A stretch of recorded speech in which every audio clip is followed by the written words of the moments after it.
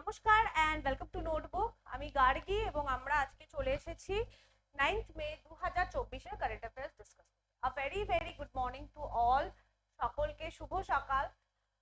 প্রথমে বলে দিই, this is a recorded class. এটা রেকর্ড করে তোমাদের সামনে প্রিমিয়ার হচ্ছে, এই কারণে তোমাদের লাইভ কমেন্টস গুলো আমি নিতে পারবো না, উত্তর দিতে পারবো না। তোমাদের যদি কোনো জিজ্ঞাসা থাকে প্লিজ তোমরা আমাকে কমেন্ট সেকশনে জানিও, আমি চেষ্টা করব তোমাদের যথোপযুক্ত উত্তর দেওয়া। ঠিক আছে, তো আমরা আজকে ডিসকাস করতে চলেছি আমাদের সকালে যে কারেন্ট অ্যাফেয়ার্স ক্লাস হয় প্রত্যেক দিনের মতো, সেরকম সকালে আমরা 9ই মে 2024 এর কারেন্ট অ্যাফেয়ার্স ডিসকাস করছি।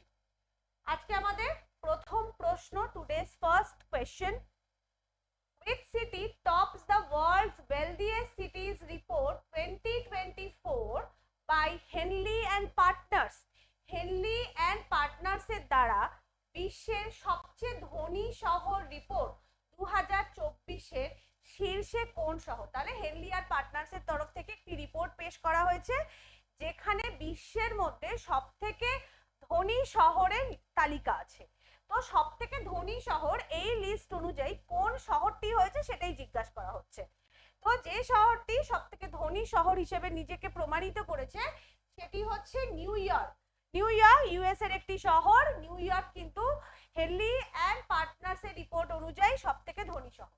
According to the 2024 World's Wealthiest Cities Report published by International Wealth Migration Specialist, Henley and Partners, New York City retained its title as the wealthiest city in the world. Retained মানে এর আগেও কিন্তু new York city সবথেকে ধনী শহর হিসেবে প্রমাণিত হয়েছিল এবং আবারও নিউ ইয়র্ক সিটি সবথেকে ধনী শহর হিসেবে নিজেকে প্রমাণিত করলো। যদি নিউ ইয়র্ক সিটির পরে দেখি তাহলে পরে ইউএস এরই আরেকটি শহর দ্য বে এরিয়া আছে, তারপরে টোকিও আছে জাপানের, সিঙ্গাপুর আছে, সিঙ্গাপুর সিটি যেটা, এবং তারপরে ইউকে লন্ডন আছে। ঠিক আছে, ভারতবর্ষ থেকে দুটো মাত্র শহর টপ 50-তে স্থান পেয়েছে। তার মধ্যে প্রথম যে শহরটি সেটি হচ্ছে মুম্বাই, যে কিনা 24তম পজিশনে আছে, আর সেকেন্ডে আছে যেটা দিল্লি, যেটা কিনা 37তম পজিশনে আছে। ঠিক আছে, যদি আমরা দেখি যে ওয়ার্ল্ড রিচেস্ট কান্ট্রি যদি দেখি তাহলে বিশ্বের সবথেকে ধনী দেশ হচ্ছে ইউএসএ, কারণ ইউএসএ থেকে টোটাল 11টা শহর টপ 50 শহরের লিস্টে আছে। আর সেকেন্ড পজিশনে আছে চায়না, কারণ চায়না থেকে টোটাল 5টা ধনী শহর টপ 50 ধনী শহর অফ ওয়ার্ল্ডের মধ্যে আছে। ঠিক আছে, তাহলে সবথেকে ধনী শহর নিউ ইয়র্ক বিশ্বতে, সবথেকে ধনী শহর ভারতবর্ষে মুম্বাই, এবং যদি আমরা সবথেকে ধনী দেশ দেখি বিশ্বের মধ্যে তাহলে সেটি হচ্ছে ইউএসএ। চলে যাচ্ছে পরবর্তী প্রশ্নে। When is World Asthma Day 2024 observed? বিশ্ব হাঁপানি দিবস 2024 কখন পালিত হয়? তাহলে প্রত্যেক বছর 7th of May, 7ই মে আমরা দিনটাকে ওয়ার্ল্ড অ্যাস্থমা ডে, অ্যাস্থমা জানো তোমরা আশা করি, যে শ্বাস নেবার কষ্ট হয়, যে একটা ডিজিজ, এবং এটা কিন্তু বেসিক্যালি একটি chronic disease. The day is observed to raise awareness of asthma, one of the most common chronic non-communicable disease affecting both children and adults. মানে এটা হচ্ছে সবথেকে মানে একটা এমন একটা রোগ যাতে হয়তো কারোর মৃত্যু ঘটে না, কিন্তু এই রোগটি যার থাকে সে কিন্তু মানে অনেক দিন ধরে ভোগে। ক্রনিক মানে হচ্ছে যেটা বহুদিন ধরে যে রোগটি চলে, নন কমিউনিকেবল মানে এটা কিন্তু একজনের থেকে আরেকজনে হয় না, মানে দিস ইজ নট ছোঁয়াচে রোগ। এটা চিলড্রেন এবং অ্যাডাল্ট উভয়কেই কিন্তু এফেক্ট করতে পারে। মানে আমি জানি, কারণ আমি নিজে ছোটবেলাতে আমার অ্যাস্থমার প্রবলেম ছিল, একদম ছোটবেলা থেকে, যেহেতু আমার বাবার একটা হিস্ট্রি ছিল, এবং তারপরে আমি ছোটবেলায় আমার ভীষণ প্রবলেম হতো, মানে সপ্তাহে একবার আমার এরকম খুব সিরিয়াসনেস হয়ে যেত। তো তারপরে বহু ডাক্তার দেখানো, তারপরে সবথেকে ভালো আমি যদি বলি যে আমি যাতে উপকার পেয়েছি, এবং আমি কিন্তু মোটামুটি ক্লাস 12 এর মধ্যে সম্পূর্ণভাবে মুক্ত হয়ে গেছিলাম অ্যাস্থমা থেকে, সেটা হচ্ছে সাঁতার। আমি ছোটবেলায় খুব সাঁতার কাটতাম, মানে সাঁতারে আমার ভর্তি হওয়াই হচ্ছে এই অ্যাস্থমার জন্য, ডাক্তারি প্রেসক্রাইব করেছিলেন, এবং কিন্তু আমি কিন্তু প্রচন্ডভাবে এটা দিয়ে সুবিধা পেয়েছি। ঠিক আছে, মানে সবাই সাঁতার শিখতে ভর্তি হয়, আমি অবশ্যই সাঁতারে ভর্তি হয়েছিলাম যে এই সমস্যার জন্য, এবং তারপরে আবার কন্টিনিউ করেছি যাতে এই সমস্যাটা চলে যায়। যাই হোক, 2024 সালের থিম হচ্ছে অ্যাস্থমা এডুকেশন এম্পাওয়ার্স। ঠিক আছে, এটা হচ্ছে 2024 এর থিম।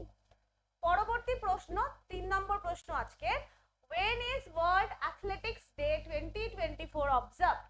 বিশ্ব অ্যাথলেটিক্স দিবস 2024 কখন পালিত হয়? প্রত্যেক বছর আমরা 7ই মে বিশ্ব অ্যাথলেটিক ডে অবজার্ভ করে থাকি, এবং এর প্রধান উদ্দেশ্য কি বুঝতেই পারছো, to promote the participation of youth in athletics. অ্যাথলেটিক্সে যাতে আরো বেশি বেশি করে ইউথ পার্টিসিপেট করে সেটা, and raise awareness about the benefits of physical activity and encourage young people and school children to take up athletics। অবশ্যই, এবং এই ক্ষেত্রে আমরা অবশ্যই আমি এটা বলতে চাই যে খেলো ইন্ডিয়া যে এখন টুর্নামেন্টস গুলো হয় বিভিন্ন রাজ্য ভিত্তিক, তার একটা খুব বড় অবদান আছে যে ইয়াং যারা ট্যালেন্ট আছে বিভিন্ন স্পোর্টস এর ক্ষেত্রে, অ্যাথলেটিক্স এর ক্ষেত্রে, মানে কনভেনশনাল স্পোর্টস যেগুলো না, আমরা কনভেনশনাল স্পোর্টস বলতে কি বুঝি, ক্রিকেট, ফুটবল, কেউ ব্যাডমিন্টন খেলছে, কেউ টেনিস খেলছে, খুব বেশি হলে কাবাডি, এগুলো হচ্ছে কনভেনশনাল স্পোর্টস।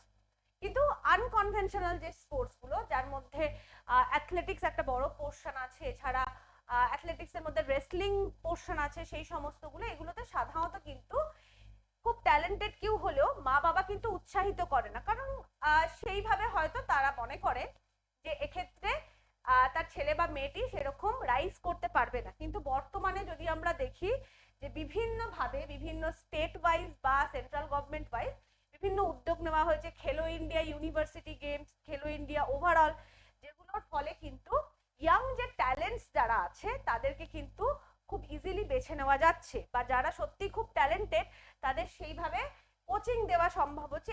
এর মানে বহিঃপ্রকাশ যদি আমরা দেখি তাহলে আমরা কিন্তু মানে ওয়ার্ল্ড ওয়াইড যে সমস্ত চ্যাম্পিয়নশিপ গুলো, সেখানে কিন্তু আগে ভারতের যা পারফরমেন্স ছিল তার থেকে কিন্তু আমরা অনেক অনেক ভালো পারফরমেন্স দেখতে পাচ্ছি, তাই তো। তো একেবারে সামনে জাস্ট অলিম্পিক্স আছে, আমরা জানি যে, এবং আমরা আশা করব যে এখানেও গতবারের থেকেও যেন ভালো আরো ভারত পারফর্ম করতে পারে। 2024 সালের এই দিনটার থিম হচ্ছে ওয়ার্ল্ড মাইল চ্যালেঞ্জ, আর এই দিনটা প্রত্যেক বছর ওয়ার্ল্ড অ্যাথলেটিক্স এর তরফ থেকে অবজার্ভ হয়, এবং প্রথমবার এই দিনটা অবজার্ভ হয়েছিল ওয়ার্ল্ড অ্যাথলেটিক্স ডে, সেটা 1996 সালে অবজার্ভ হয়েছিল 41st time. Next, the 65th BRO raising day observed on which day? তাহলে 65তম BRO মানে বর্ডার রোড অর্গানাইজেশন উত্থাপন দিবস, মানে যেদিন বর্ডার রোড অর্গানাইজেশনের প্রতিষ্ঠা হয়েছিল সেটা আমরা কোন দিনটাকে পালন করে থাকি? তো the day commemorate the establishment of BRO, মানে এই দিনটা যেদিন বর্ডার রোড অর্গানাইজেশন প্রথম প্রতিষ্ঠিত হয়েছিল সেই দিনটাকেই আমরা অবজার্ভ করি। Border Road Organization BRO, it is a road construction executive force in India that provides support to and is a part of the Indian Armed Force। এটা কিন্তু প্রথমেই বলে দিই, BRO is a part of Indian Armed Force, এবং এটা mainly Indian armed ফোর্সের, সেটা air force হোক, নেভি হোক, বা কি বলবো ইন্ডিয়ান আর্মি হোক, তাদের যে কি বলবো রোড কনস্ট্রাকশনের ক্ষেত্রে এক্সিকিউটিভ একটা ফোর্স, যেটা এই সমস্ত আমাদের ভারতবর্ষের যে আর্মড ফোর্স তাদেরকে সাহায্য করে। BRO was conceived and raised 1960 সালে পণ্ডিত জওহরলাল নেহেরু প্রথম coordinating the speedy development of a network of roads in the north and northeastern border region of the country। তাহলে প্রথমেই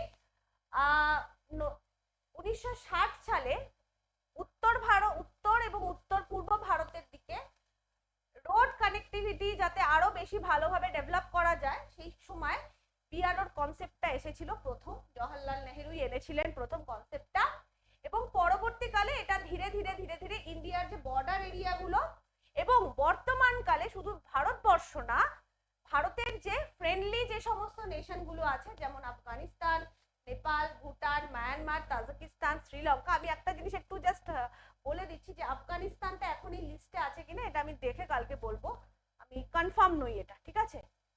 এই সমস্ত দেশের ক্ষেত্রে যদি এরা এই সমস্ত দেশের তরফ থেকেও যদি বর্ডার এরিয়াতে কোনো রোড কনস্ট্রাকশনের হেল্প চাওয়া হয় তাহলেও কিন্তু বিআরওর তরফ থেকে করে দেওয়া হয়।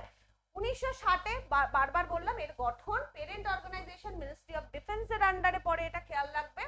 আর ডাইরেক্টর জেনারেল বর্তমানে যিনি আছেন বর্ডার রোড অর্গানাইজেশনের তিনি হচ্ছেন lieutenant general Raghu Srinivasan. Next, ICC appointed which Indian as the match referee for T20 Men's World Cup 2024? এটা ভীষণ ইম্পর্টেন্ট প্রশ্ন। T20 Men's World Cup এই বছর হতে চলেছে, আমাদের জুন মাসে আছে T20 Men's World Cup, এবং সেখানে আইসিসির তরফ থেকে কিন্তু ম্যাচ রেফারি হিসেবে যে ভারতীয়কে বেছে নেওয়া হয়েছে, সকলেই আশা করি এরাকে সকলের কাছে পরিচিত, আমাদের ভারতীয় টিমের এক সময়কার বোলার, খুব চর্চিত একটি নাম জবাগল শ্রীনাথ। ঠিক আছে, আইসিসির তরফ থেকে টোটাল 6 জন ম্যাচ রেফারিকে বাছা হয়েছে আইসিসি টি20 মেন্স ওয়ার্ল্ড কাপের জন্য, তার মধ্যে একমাত্র ভারতীয় হিসেবে আছেন জবাগল শ্রীনাথ। এছাড়াও আইসিসির তরফ থেকে 20 জন আম্পায়ারকে সিলেক্ট করা হয়েছে for the ICC men's world cup. তো সেক্ষেত্রেও তার মধ্যে যে দুজন ভারতীয় আছে, এক মিনিট, তার মধ্যে যে দুজন ভারতীয় আছেন তারা হচ্ছে নিতিন মেনন, জয়রামান মদন গোপাল। ঠিক আছে, চলো আইসিসি মেন্স টি20 ওয়ার্ল্ড কাপ বহুবার আলোচনা করেছি, আবারও বলে দিচ্ছি। প্রথম এডিশন 2007-এ হয়েছিল, যেখানে ইন্ডিয়া উইনার ছিল, MS ধোনির নেতৃত্বে টিমটা জিতেছিল। বর্তমানে 20টা টিম, এই বছর 20টা টিম খেলবে, আগে 16টা করে টিম খেলতো। প্রত্যেক 2 বছর অন্তর অন্তর, আপাতত এই মুহূর্তে দাঁড়িয়ে যদি বলি, প্রত্যেক 2 বছর অন্তর অন্তর অনুষ্ঠিত হয়। লাস্ট 2022 সালে যে অস্ট্রেলিয়াতে যে টুর্নামেন্টটা হয়েছিল সেখানে উইনার ছিল ইংল্যান্ড।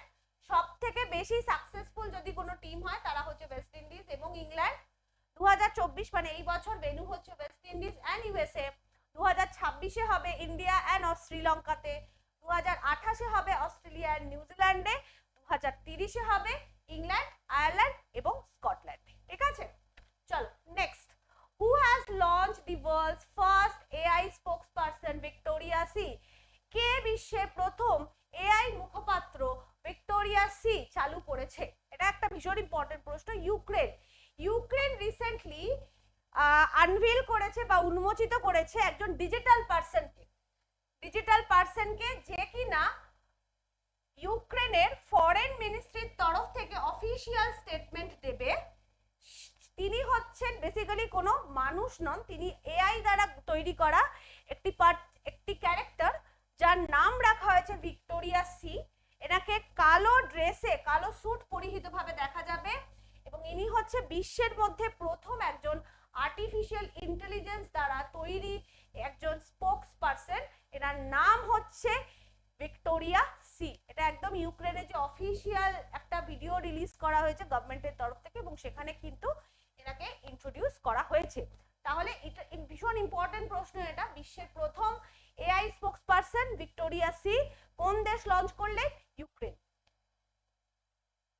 এবার আজকে শেষ প্রশ্ন, which wrestler has been recently suspended by NADA বা ন্যাশনাল অ্যান্টি ডোপিং এজেন্সির তরফ থেকে কোন কুস্তিগিরকে সম্প্রতি সাসপেন্ড করা হয়েছে?